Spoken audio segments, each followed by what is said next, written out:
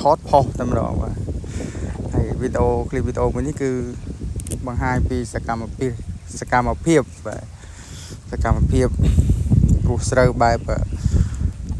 ចាស់បុរាណនេះបាទគឺព្រោះដៃគឺព្រោះបែបនេះបាទនៅខាងស្រុកខ្ញុំបាទបាត់ដំបងហើយខាងបងប្អូនព្រោះដូចគ្នាដែរហ្នឹងឯងបាទនេះគឺព្រោះវគ្គ3បាទខាងខ្ញុំគេបានធ្វើវគ្គ3ហើយតែត្រូវត្រង់ធ្វើទៅបាទត្រូវថោកតែបើយើងអ្នកស្រែបើមិនធ្វើស្រែបានអីបាទអញ្ចឹងមានតែទ្រាំបាទទាំងផុកទាំងលំបាកទាំងក្តៅទាំងភ្លៀងហ្នឹងបាទធ្វើមិនទៅជាជីវិតអ្នកស្រែបាទគឺបែបហ្នឹងបាទនេះគឺកំពុងតែព្រោះ3នាក់ឪនឹងបងថ្លៃបាទជាមួយនឹងខ្ញុំបាទព្រោះនេះនៅចិត្តផ្ទះបាទគឺនៅជាប់ផ្ទះបាទ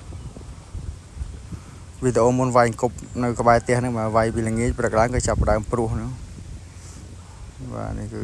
ឥឡូវគាត់ព្រោះតែ2នាក់ដកឃ្លាមកថតកិច្ចនេះខ្ជិលតែប៉ុណ្ណេះបាទធ្វើបានមកឡើង2ឡាំងរត់មកថតហ្នឹងបាទទៅឲ្យបៃតានិងបងថ្លៃអ្នកព្រោះបាទខាងបងប្អូនបានធ្វើវគ្គ1វគ្គ2ហើយឬនៅបាទ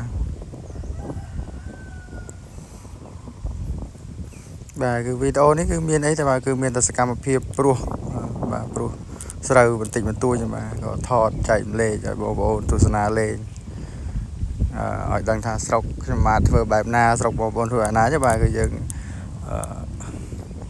ធ្វើដូចគ្នាឬអត់ឬខុសគ្នាបាទអញ្ចឹងវីដេអូគឺមានតែប៉ុណ្្នឹងបាទបើរកកំហុសខុសឆ្គងក៏សូមខន្តីអភ័យទោសពីសំណាក់ពុកម៉ែបងប្អូនផងដែរបាទសូមអរគុណបាទសូមគោរពលាបាទ